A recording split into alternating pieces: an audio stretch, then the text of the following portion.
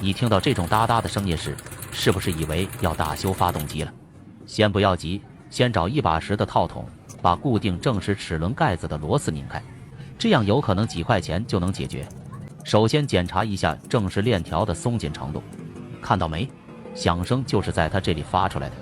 像这种情况，很多人以为要更换链条了。先别急，先一点点拆出来，看是哪个地方磨损。拧出过桥齿轮螺栓后，把换挡杆和磁电机罩盖都拆出来。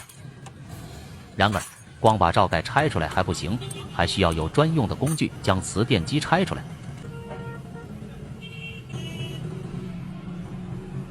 一直拆到只看到凸轮轴正时齿轮为止。外部零件拆出来后，看到的架构就比较简单。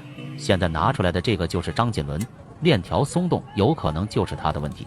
这个不贵，就几块钱，先换了它看看行不行。如果不行，再换链条。看正时对好点了，直接装回去就可以了。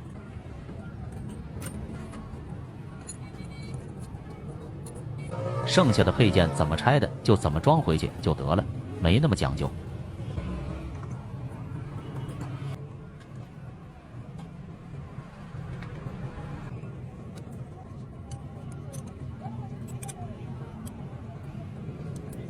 装好之后，检查正时齿轮标记点是否已经对准。凸轮轴齿轮用这个圆点对准标记点。曲轴这边是看磁电机上面这个梯形标记。如果都检查没问题，就可以将它们固定起来了。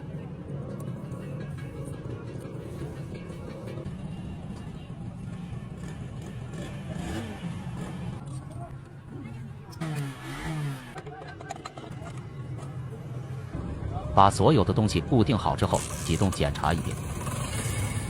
经过启动，现在明显已经没有刚才那个哒哒的响声。那这个就是专业。